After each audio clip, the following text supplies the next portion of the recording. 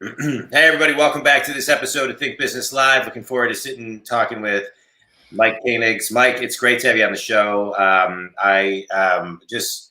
loving reading. I've been loving reading your bio. You got such an interesting background. You've got, so you've got such a big background. We'll get into it kind of as we talk. But one of the things that I think is worth mentioning is you build really high-end brands, and you're a cancer survivor, and your 13th book is called Cancerpreneur. And it gives anyone with cancer hope and a system for survival. So we're going to talk about how you build these mega brands for high net worth individuals and major companies. But I want to kind of start with the Cancerpreneur, because I think that it's always good to start with a little hope.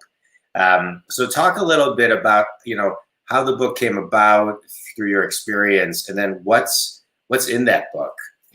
Yeah, well, thank you, John.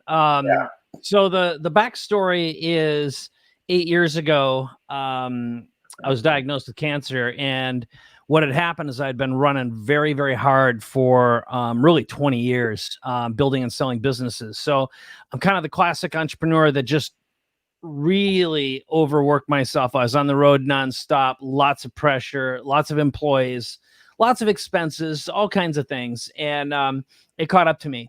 And so I was bleeding through the backside, and I told my wife, and she says, people do that have cancer, get in there and get checked. And the doctor came out after scoping me out and said, I don't need a biopsy to tell you what you got. You're going to be a dead man in 6 months unless you get that stuff cut out of you.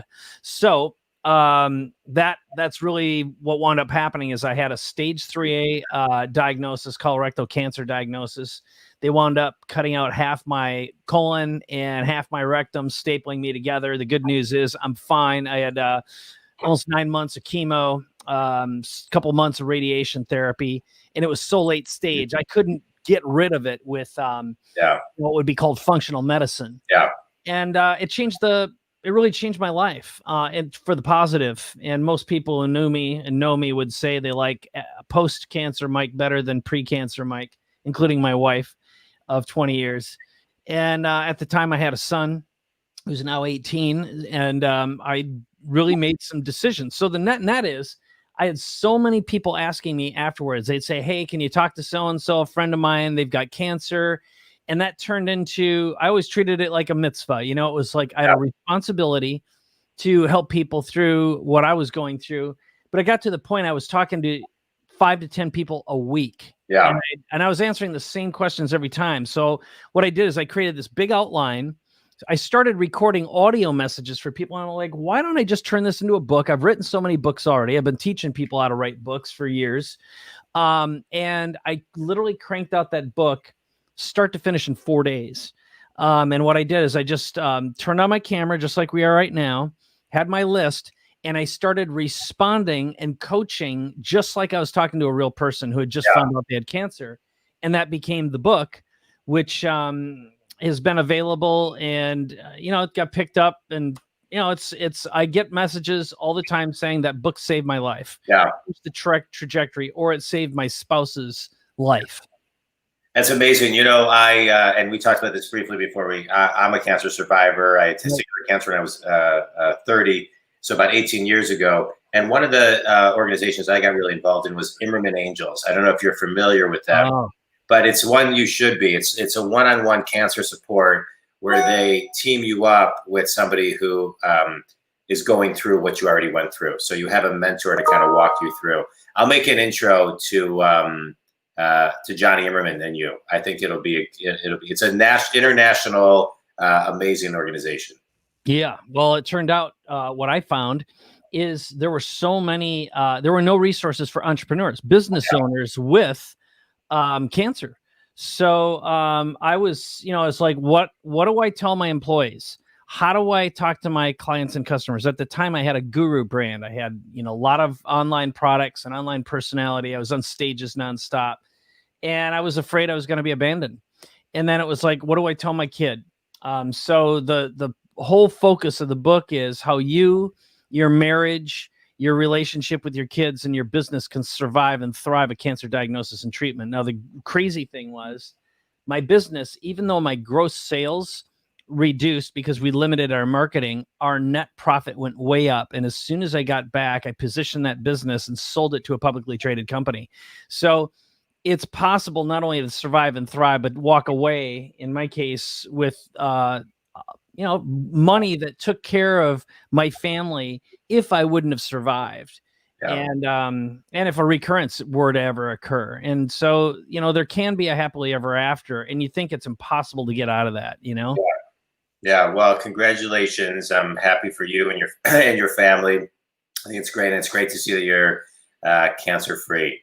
Let's talk a little bit about business. And let me just say this too. I love what you did, because there aren't resources out there like that, what you're talking about. Similar to Immerman Angels, what Johnny Immerman realized was there weren't people, kind of mentors to mentor people through things. And so what you're doing, what the Johnny Immermans of the world are doing, are great. But I want to talk about brands for a second. I think it's never been a better time to build a brand than right now. For so many reasons. So talk a little bit about what it's like to build a brand post-COVID. Well, I'm going to provide a little framework, because right now, I think what's really, really important is, first of all, you want to be working with someone who's done it recently and can show a history of building brands in good times and in bad times. That's the pre-frame.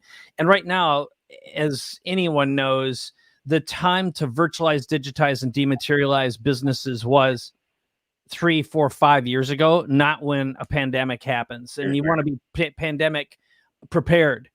And I think it's also important that what every brand and every individual should seek and desire is how to elevate your value all the time. And also on a woo-woo level, learn how to receive more, because in working with so many executives, entrepreneurs, business owners who want to reinvent themselves and create a strong personal brand, let's say as an advisor, as a consultant, be able to charge $25, $50, $100,000, or even $1 million. I've been working with someone we created $1 million offer for them. The question you have to ask yourself is, are you willing to receive a check that large? And a lot of people, even if they've been a huge CEO of a multinational corporation, they don't have an internal self-worth that is proportional to either their perceived self-worth or the one they want to create. And that is really the first mindset breakthrough that I work with a lot of people, is they just can't imagine asking for $100,000 or $250,000 to work with them. So the net is, what I do when I'm working with someone, and what my biggest recommendation is, especially in post-COVID world, is focus on fewer, deep and narrow, not wide and shallow. When we live in the crazy polarized world where identity matters more than character, where feelings matter more than facts, it's impossible to wade through truth and find honesty unless it is practiced, demonstrated values. And frankly, that is a very difficult thing to do in an overwhelmed, short attention span theater environment that we live in. So, what I tell people is, you focus on 4 fundamentals. It's like any kind of work is, number 1, your market. In other words, who do you want to be a hero to? Number 2, which is your model, your business model. It is, what are you selling? What's your offer? And again, I focus on deep and narrow, not wide and shallow, and high level, not cheap. The third is the message. In other words, what are the words someone needs to hear to raise their hands and say, I already know I want to work with you. How can we start working together? And then the fourth is the medium. In other words, how do you communicate? What's the channel you communicate in? And it's my opinion that social media blows. It's noisy. It's overwhelming. It is not trustworthy. It is not honest. And it's expensive. And generally speaking, in order to build a social media presence, it's not only expensive, you have to find, hire, employ, and manage people that you probably don't want to deal with, and have relatively expensive, challenging funnels.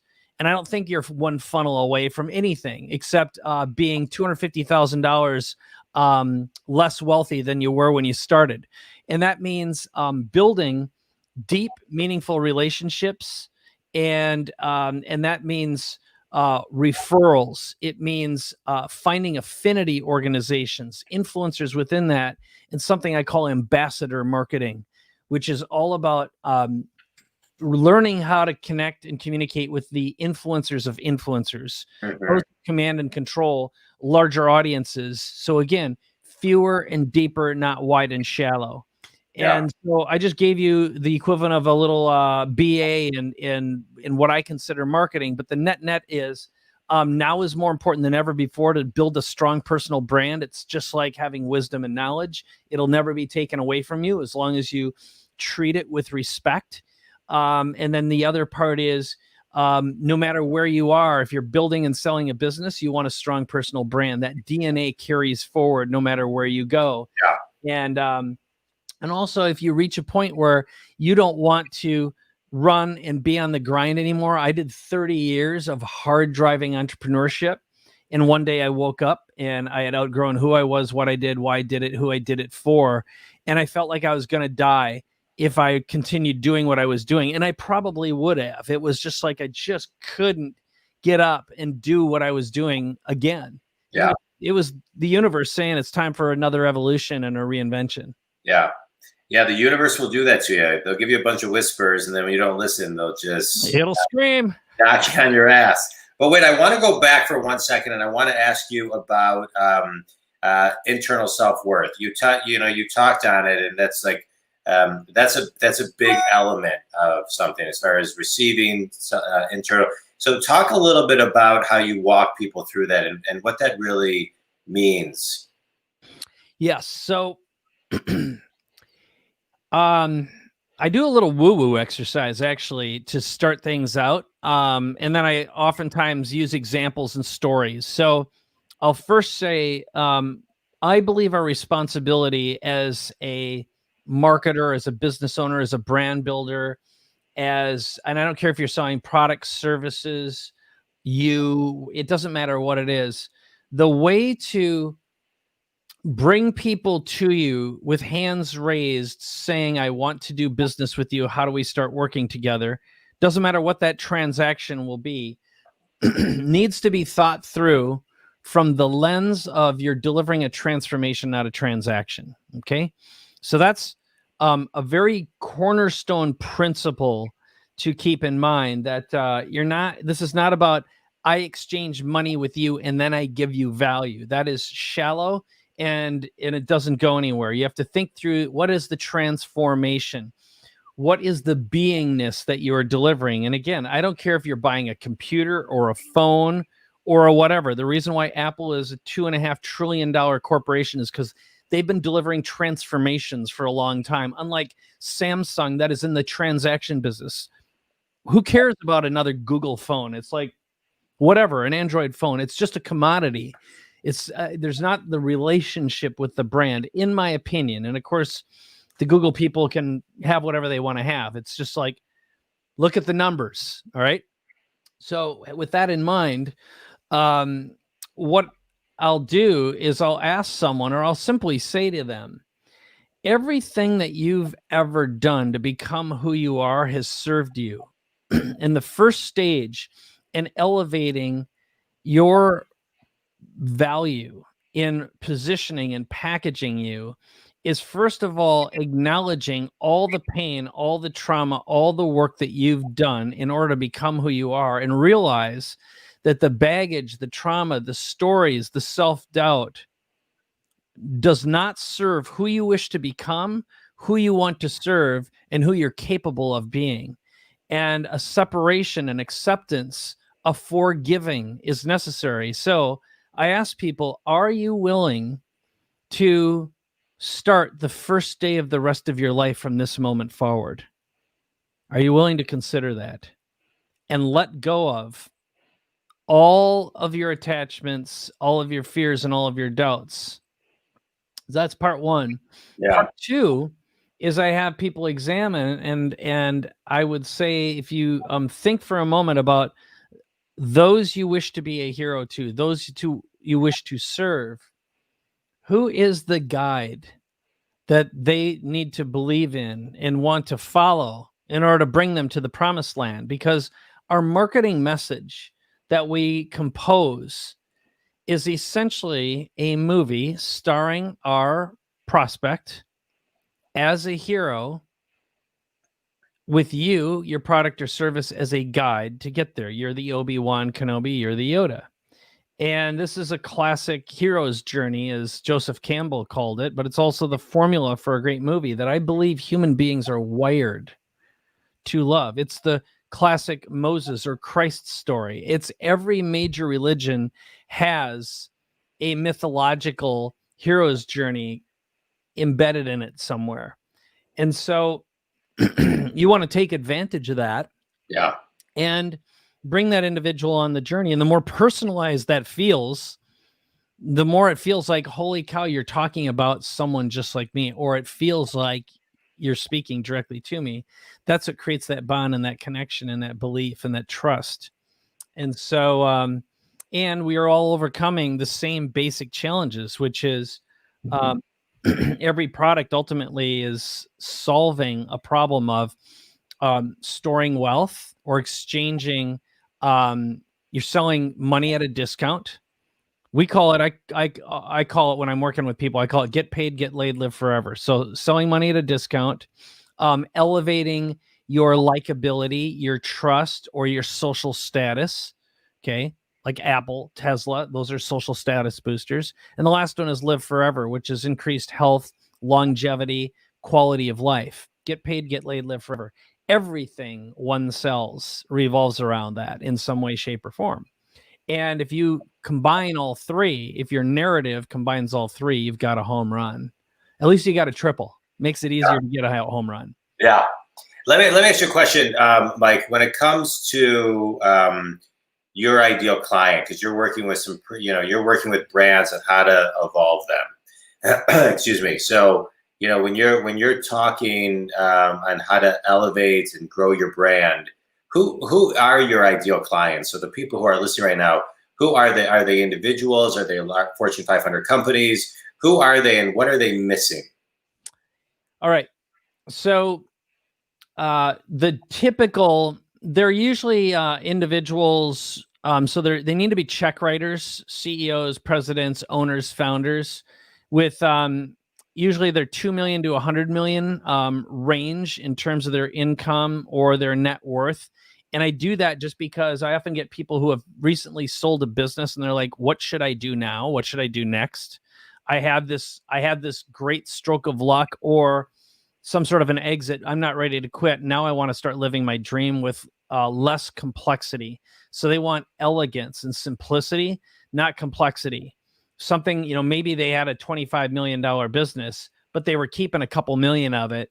What if you had a $4 million business where you got to keep more than half of that and have a lot fewer moving parts, a lot less complexity, and a lot more connection with your ideal client? So the answer to the question is it's a values thing. So typically, again, they're business owners, entrepreneurs who either want to completely reinvent themselves post-exit. They want to reposition and repackage what they have. In other words, they've reached a point where they know they are not living up to their own internal desires or what their potential brand could be. They've been selling on the basis of cheap or fast or some commoditized mindset, only to realize it doesn't make them happy any longer. And they want to position their business for an exit, or in some cases, complete reinvention. So I do get people sometimes who've been doing something. They had a significant emotional event, cancer, major divorce, a near-death experience, and then like, boom, this is the new me, and they want to do something about it, give back. So typically what happens is I will help them. I'll give you an example. Like one of my clients is a strategic coach. I've been working with Dan Sullivan. I do a podcast with them. I've been helping them shorten their sales cycle from many calls to shorter calls by creating new stories, new narratives, and more stories, and capturing more transformation. So oftentimes it means going to your customers and having them describe their experience with the business in a different way. That can make a huge difference. And then working with sales teams, that's very, there's more to it. But another one is I've got a guy named Ninad Tipnis. He lives in Mumbai, India. He is an architect, or formerly an architect. Now he creates living workspaces. We completely reframed what he's doing, and he went from a $75,000 to $100,000 fee to $1 million fee. And we're targeting Mideast cultures to build incredible living workspaces, the perfect partner that attracts perfect teams, perfect clients, and has spaces that amplify feelings, emotions, creativity. It shortens the sales cycle, for example. So it's a reframe of something very different, getting people to think very differently about what they're investing in, but it also shortens the sales cycle. So we come up with new stories that create what we call category of one brands. And just by telling people this story, it attracts the right people. So again, I look for people with a value system. They look at life in a very sacred way. They look at giving back and serving in a very sacred way. And they think of every moment as an expression of love and of service and of deep, real authenticity. I'm not talking about fake Instagram authenticity. I'm talking about real heart, soul-based stuff.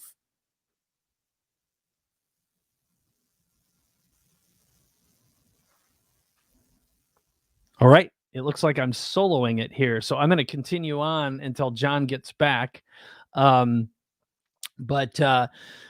that is the question that John just asked, which is, who is the right fit? And the way I attract it and the way I work with other individuals, I mentioned this before, is think through the lens of who do you want to be a hero to? Who's your ideal target audience? And who would you feel you'd elevate? And they'd elevate you as well in true partnership. And again, it doesn't matter what industry you're in. Oftentimes people say, well, that's only with a service-based business. And the answer is no. Even if you're in a commoditized business, if you'd be selling computers or phones or cars, and you think through the lens of if you attract the right one, that you'll attract more like them. If you turn what was formerly a transaction into a transformation and share that transformation with others, they'd say, that's the feeling, that's the emotion I want to experience too. Because at the end of the day, a car is a car, a watch is a watch, food is food. You could say an accountant's an accountant, but what you're really selling is what's the feeling, what's the emotion, what's the transformation, what's the experience. And I decided to continue on. And I'm glad you did. That's never. I don't mean to interrupt you. I've been doing this for about 6-7 months. That has never happened to me. My internet just went completely dead. But I appreciate you keeping going. So no problem. These are strange times. So all I did is I just continued on, and I talked about the distinction between selling a transaction and selling a transformation, that it doesn't matter if it was formerly a commodity. It could be a watch or a car or a service. You're always attracting the right fit individual, your perfect client you want to be a hero to, capturing that experience and then reflecting it back. Because I believe if you focus on speaking to the one, you'll find more like the one.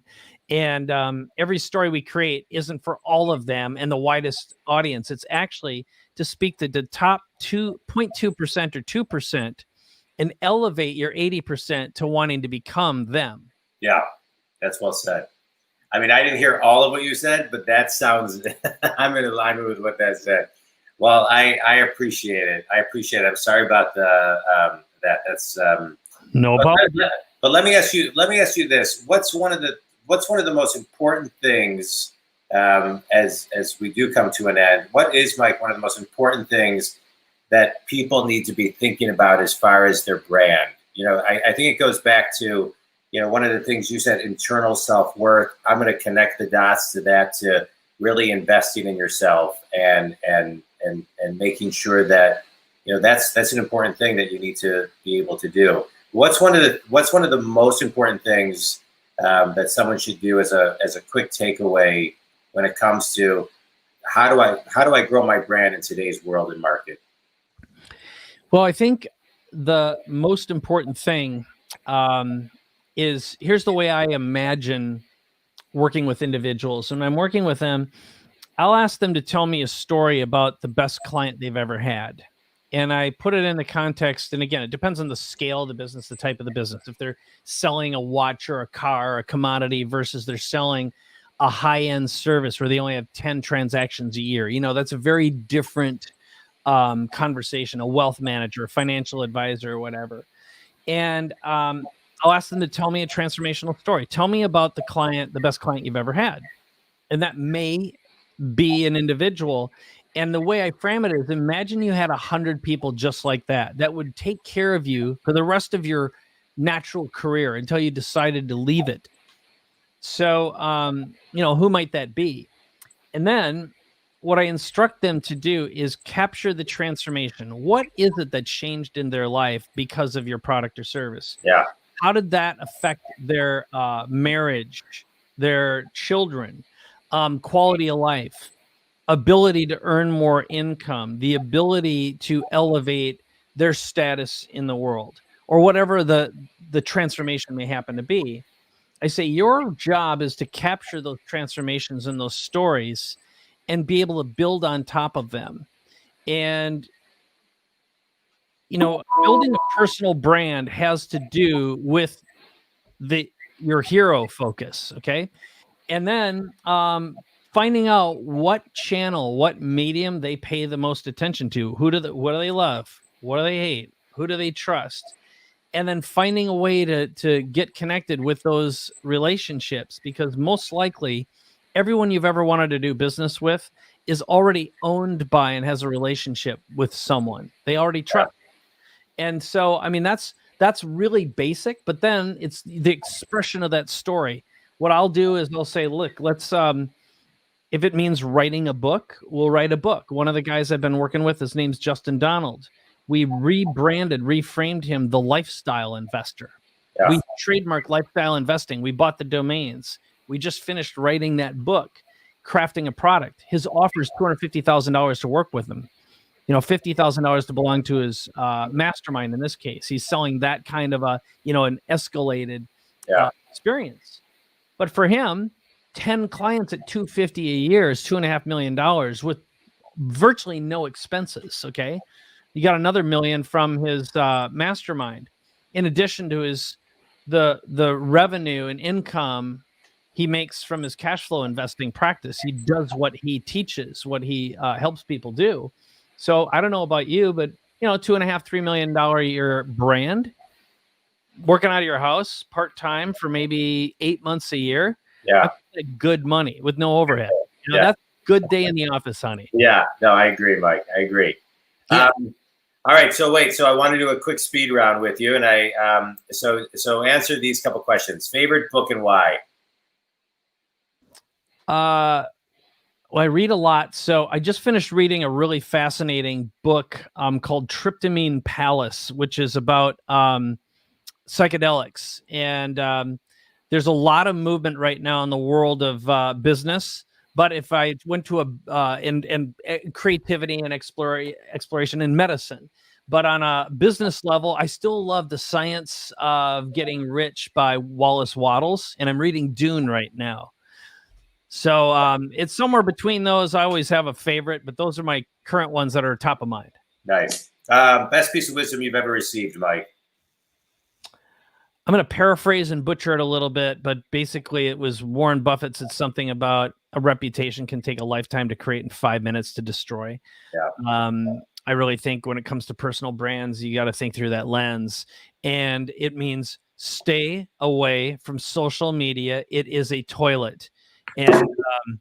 And if there was a proverbial turd in the punch bowl that everyone can get sick at, it's social media. Stay away from it. Don't comment. Don't respond, especially during election years when there's polarity and cancel culture afoot. Just stay out of that. those are not the people you care about that you want to do business with anyway. And tell me this: what is one thing that you would advise college graduates in today's market to begin their career? All right, 2 ideas. The first one is get a sales job. Learn to sell from the phone. Best thing you'll ever do is learn how to take a no and learn how to sell. There's always going to be opportunities and room for selling. Period. End of story. So that will give you the skill set. The other thing, think through the lens. A good friend of mine who he represents a lot of famous comedians. He says in Hollywood, as an agent, you're looking for someone who's a triple threat. What's a triple threat? So that's someone who can write, produce, and act. Okay. In other words, they can go and they could make a show, perform it, and then edit it and put it online themselves. If you have triple threat skills in any industry, so if you could copyright and market and sell, for example, you're a triple threat. If you can invent a product and market and sell, that's a triple threat. That's incredibly valuable. And you can be a soloist, you can go work somewhere, but I would say focus on sales and marketing skills. Yeah. Think through the lens of triple threat. And take care of your ability to earn first. College, like I barely passed high school. I never went to college. I am unemployable. And from a functional perspective, I do not have attractive looking grades, never did. Now, I'm not saying that that's a great thing. It's just who I am. But it just goes to show in this day and age, ask any employer or business owner, does the paper matter? It matters not. You look at what Google and Facebook and some of the other organizations are starting to do. They're giving certificates, 6 months. It's a few $1,000s. College as a whole is in big trouble right now. I don't think it's recover from the pandemic. Yeah, I agree with that. Hey, Mike, it was great connecting with you. Sorry, my internet went out, but I got 2 homeschooled, virtual remote schoolers right now. So there's a lot of internet usage on anyway, but it was a pleasure getting to know you. It was a pleasure talking with you. Tell everybody how they can get a hold of you. Sure. You can head over to my website, which is MikeKoenigs.com. The shortcut is paidforlife.com. Also, check out my podcast, Capability Amplifier, with Dan Sullivan. And then the other one is The Big Leap with the author of The Big Leap, Gay Hendricks. Both of them are 76-year-old, very wise men. I have the honor of being able to work with. They're brilliant, brilliant guys. And there's always words of wisdom and powerful resources and tools. So if you like some of the how-to, the tactics that I shared today, these podcasts are packed with it. Great. Well, I'm looking forward to diving in, and thanks, man. I'm happy, most importantly, that you're healthy. Thank you, and I appreciate all the wisdom shared on today's show. And thanks for taking the lead when I went offline for a little bit. And if anything, community, if you need Mike, give him a holler. MikeKoenigs.com. Thanks, Mike. I appreciate you very much. Thank you, John. Appreciate you.